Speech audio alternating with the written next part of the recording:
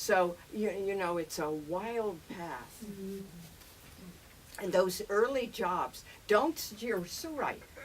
If they're abusing you, or if you feel, you know, if you feel trapped rather than abused, if you feel trapped, get out, because that's not a good feeling. And just try something else. There's that, how do you say his last name? Neil Gaiman? Is that his name? Yeah. His his commencement speech he gave to, I don't know, some university. He talked about saying yes to everything when you're early in your career, and then the closer you get to your goal, you say yes less often, and then you can be more selective. It's like the kind of what I was talking about earlier, I think, with like the tipping point of like when you volunteer and when you get paid and all that. But I think that is something I wish I'd heard earlier, because for me, one of the decisions, the career moves that I almost didn't make, that I'm really glad that I did, that I think I would have made very easily if I'd heard Neil Gaiman's speech, is I was working for the Moth and working in this cafe simultaneously, and I kind of felt like I was making strides in what I wanted to do, because I was working for the Moth, and it was really at its early stages, but I could tell that it was going somewhere, and that it would they were already making plans for the radio program and all these things, and it seemed like I might be able to have a career within that organization for maybe 10 years. But there was something about it that wasn't making me quite happy, and I think it was that though I was close to storytelling, again, I wasn't writing.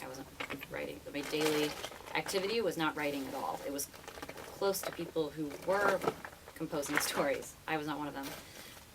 And I got the offer through someone I knew at the cafe, knew about this job as an assistant for Tom Fontana, who's the guy who created Oz and Homicide, and he's known for mentoring writers and offering them their first script and their first writing job, which is, as most of us know, a really big thing. It like gets you in the Writers Guild, and it oftentimes gets you an agent. Like it's just kind of like a big kind of first step. But Tom hires everyone at the bottom as his personal assistant, and then you work up to like this second level assistant, which is also kind of his script coordinator, and then you're finally hired to the thing. So it's like, and it depends on when he has shows greenlit and when he has a spot open, and you know, all these things kind of lining up. And I was like, well, I'm like producing shows, I'm not gonna answer calls and like schedule lunches, and I was feeling very, very too good for it. And my friend Jen, who had connected me to the job, we'd worked in the cafe together forever, was like, Kate, I mean, she essentially was saying, this is saying yes to something that puts you closer to writing. And if you say no to it, you are keeping yourself in a place where you're doing two things that are not writing. So you're still not doing writing if you say yes, but you're closer to writing. So how about you say yes to it and see how it goes, and after 2 years, feel certain you can get a job at another cafe, and the Moth, if they're still growing as an organization, will probably be hiring more people, and you can get a job there again. And I was like, fine. And I did, and I am so glad I did that, so glad, because I don't know how else I would have gotten my first TV writing job or even learned about the industry at all. I mean, that was my first window into all the things that my job is now. So that was a very good decision. Any other thoughts from the panel on things to do in your early 20s that you did that you think were really rewarding, or things you would caution against? When I graduated from Wellesley, all my friends went into like investment banking. Uh-huh. And I didn't have a job because I was an international student. Nobody wanted to like give me a a sponsorship. I graduated Wellesley with like a pretty low GPA for a Wellesley person, and I just felt really lost. And then my uncle, who works in the fashion industry in LA, was like, you can be my accountant / internet girl / everything.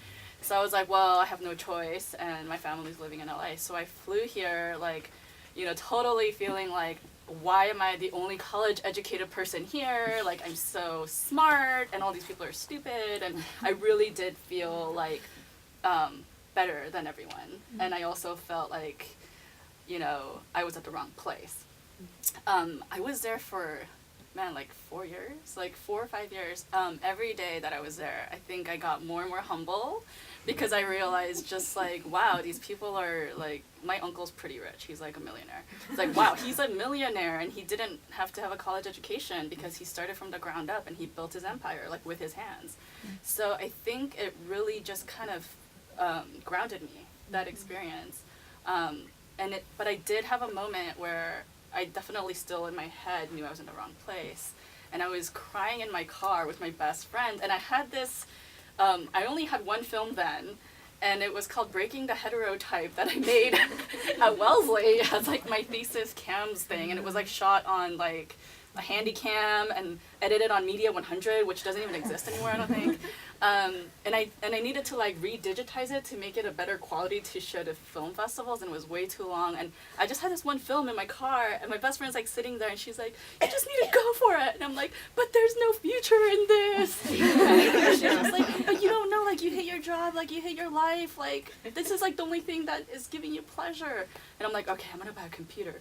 And I like went and bought a computer, and I like, oh my god, it was like a nightmare trying to figure out. You're making this sound really old. But I figured out how to redigitize it, and I sent it out to like one festival, and it got in, and then I was like, oh my gosh, this is the beginning. And I felt this, I still was working in the fashion industry for like 2 more years after that, but there was this paradigm shift where I felt like, oh my god, I just have to do it. I just have to like go out there and make stuff. So Well, how important our friends are. You know, are you know, to the extent, and it continues, you know, those friends who can say to us, you know, don't give up.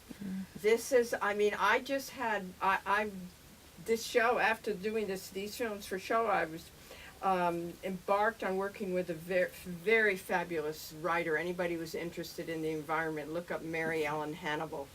And she's written a book called Spine of the Continent. I was to do a film on this, and but her next one is Citizen Science, and by God, you should read it because I've seen it. And last week, a show was on Nova that was exactly the show that she and I were planning to do, and it was like it takes your breath away because we hadn't started on our show, and I look at the show and think, holy fuck, you know, here's the show that you know we're planning to do, and this happens. This is very much in nonfiction, and I thought, oh my God, and then on the other hand I thought, wow. He's a good writer, the producer. It's a good show. It sets, you know, it sets the story. Take a step back and, all right, what are you going to do that feeds on this? And, you know, just, and be thankful that you're not halfway into production, having shot and not released it. And now my pals and I are we're you know, figuring, all right, now where are we going to take this? Where, you know, how can we build on this to do the next show? So you just, you know, without your friends keep you. They Keep you sane. They give you the ability to regroup and stay flexible and kind of roll with the punches. And, you know, tying that back to, you know, starting your career, being in your early 20s, the more you can cultivate that sense of flexibility and adventure and having a variety of experiences, the more throughout your career you'll be able to roll with it when you encounter a setback or learn how to repackage something to move forward and make something new from it. You had a question. Yeah, it's a little nebulous though. Basically, my path has followed more Kate's, but primarily in production for the past 10 years, working for small advertisers doing digital content development, basically, content creation. And basically, I'm feeling like I must be doing part of it wrong because I recently made the transition from the East Coast to the West Coast, and I'm trying to figure out, you know, I did the volunteering. I'm working at this great homeless shelter called Good Shepherd, and I'm dying to do a documentary on it because the stories of hope are just amazing.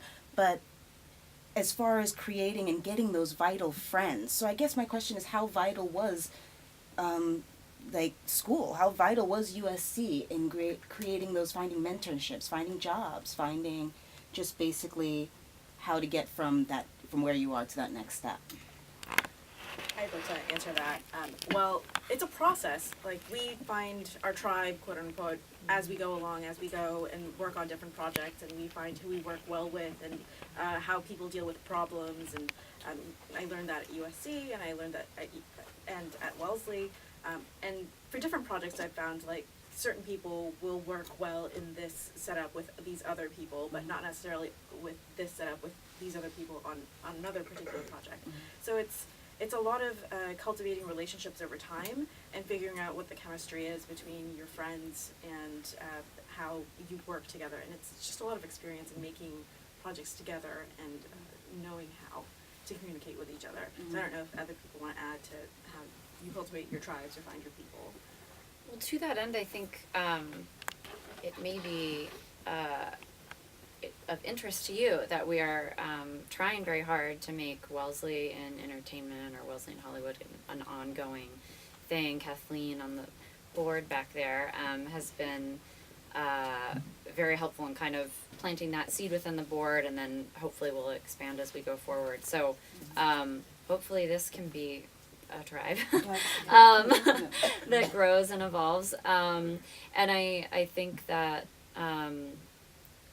yeah, as much as you can put yourself in the place to keep meeting more people. I know people who have taken the panels route, who go to panels and then you know, after festivals or at Comic-Con or whatever, you know, whatever is of interest to you and brings those people together, and then approaching people afterwards and speaking to them personally.